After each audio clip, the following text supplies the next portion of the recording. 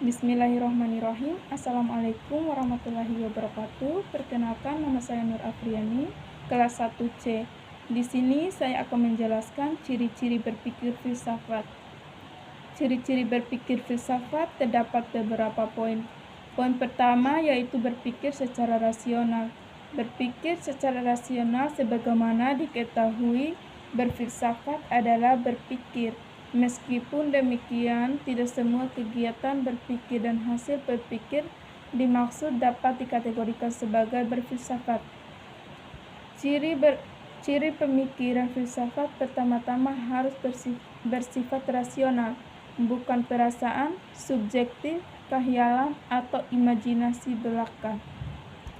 Yang kedua, aspek kedua dari pemikiran rasio kritis itu adalah krisis atau krisis.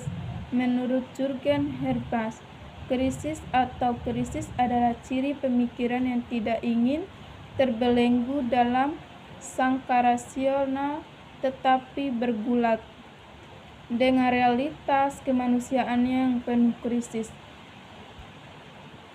Anomali, determinasi, dan pembusukan budaya.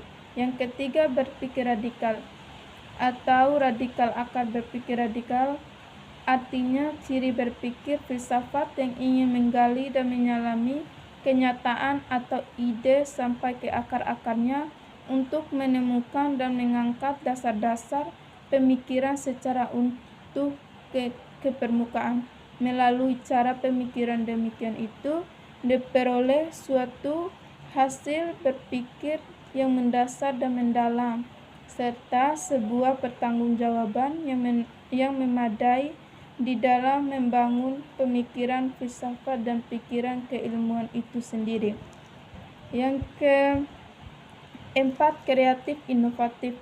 Kreatif inovatif artinya berfilsafat bukanlah pemikiran yang melanggengkan atau memandangkan dirinya di dalam berbagai keterkungkungan dogma atau ideologi yang beku dan statis. Justru ia selalu berusaha membangun kejataman budi untuk mampu mengeluarkan diri kebekuan inspirasi, mampu mengkritis, memperbaiki, menyempurnakan dan mengembangkan dirinya sedemikian rupa sehingga dapat melahirkan penemuan-penemuan atau invention dan gagasan baru yang lebih brilian, terbuka, dan kompetitif dalam merespons tuntun zaman serta kemajuan-kemajuan yang penuh kejutan. Pergolakan baik pada tataran ide maupun moral. Yang kelima, berpikir sistematis dan analitis.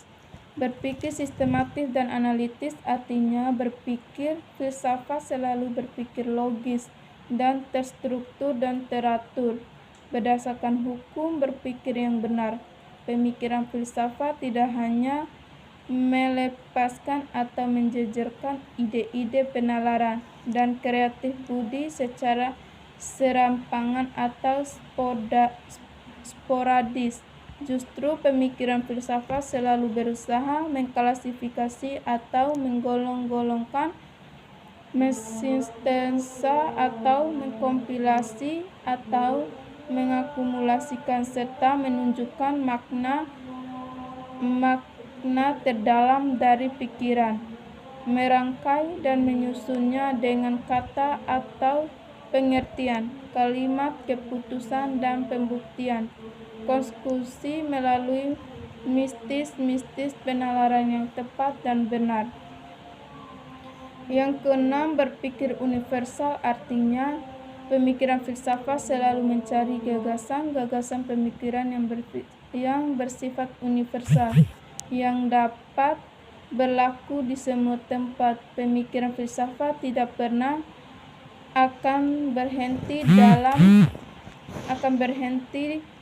dalam pemikiran-pemikiran yang bersifat global dan menjadi rujukan pemikiran kontekstusi atau bagian-bagian yang terpisah. Yang ketujuh, komprehensif, dan holistik. Artinya, pemikiran filsafat selalu bersifat menyeluruh dan utuh. Filsafat selalu bersifat menyeluruh dan utuh. Baginya, keseluruhan adalah lebih jelas dan lebih bermakna daripada bagian-bagian. Holistik artinya berpikir secara utuh, tidak terlepas dalam kapsul egoisme atau kebenaran sektoral yang sempit. Yang kedelapan, berpikir abstrak. Berpikir abstrak adalah berpikir pada tataran ide, konsep, atau gagasan. Maksudnya, pemikiran filsafat selalu berusaha meningkatkan taraf berpikir dari sekedar pernyataan-pernyataan faktual tentang fakta-fakta fisik yang terbatas pada keterbatasan jangkauan indera manusia untuk menempatkan pada sebuah pangkalan pemahaman yang utuh, integral atau terfokus dan saling melengkapi pada tataran yang abstrak melalui bentuk-bentuk ide, konsep, atau gagasan-gagasan pemikiran. Yang kesembilan, berpikir spekulatif. Berpikir spekulatif, ciri pemikiran ini merupakan kelanjutan dan ciri pikir abstrak yang selalu berupaya mengangkat pengalaman-pengalaman faktawi ke taraf pemahaman dan penalaran. Melalui itu, orang tidak hanya berhenti pada inovatif, sekedar menunjukkan apa adanya. Yang ke-10 yaitu berpikir secara reflektif. Maksudnya, filsafat selalu berpikir dengan penuh pertimbangan dan penafsiran guna penemuan makna kebenaran secara utuh dan mendalam. Ciri pemikiran filsafat yang reflektif ini hendak ditunjukkan bahwa pemikiran filsafat tidak cenderung membenarkan diri, tetapi selalu terbuka, membiarkan diri dikritik dan direngungkan secara berulang-ulang, dan makin mendalam untuk sambil mencari inti terdalam dari pemikiran dimaksud, juga menemukan titik-titik pertautannya secara utuh dengan inti kehidupan manusia yang luas dan problematis. Yang ke-11, berpikir humanistik. Berpikir humanistik, ciri pemikiran filsafat ini hendak meletakkan hakikat pemikiran itu pada nilai dan kepentingan kemanusiaan sebagai titik orientasi, pengembangan, dan pengendalian pemikiran itu sendiri. Yang ke-12, berpikir kontekstual. Ciri pemikiran ini hendak menunjukkan bahwa pikiran bukan sekedar sebuah ide, tetapi sebuah realitas eksistensi dengan konteksnya yang nyata dan jelas. Maksudnya, setiap pemikiran filsafat selalu bertumbuh dan berkembang dalam konteks hidup manusia secara nyata. Pikiran filsafat karenanya merupakan bagian dari cara berpikir dan cara bertindak manusia atau masyarakat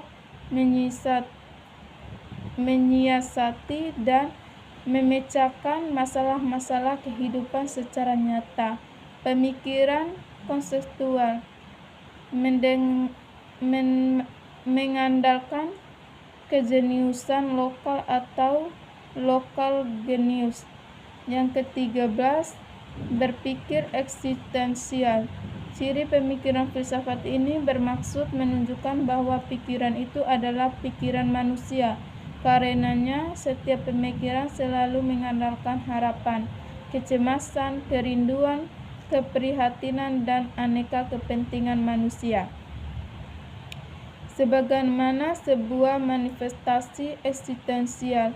Pikiran itu sendiri adalah sebuah tanda keberadaan atau fenomena eksistensi. Dengan pikirannya, manusia membudayakan diri dan memenuhi kodrat eksistensinya sebagai eksistensi yang bermartabat. Yang ke-14, berpikir konseptuatif.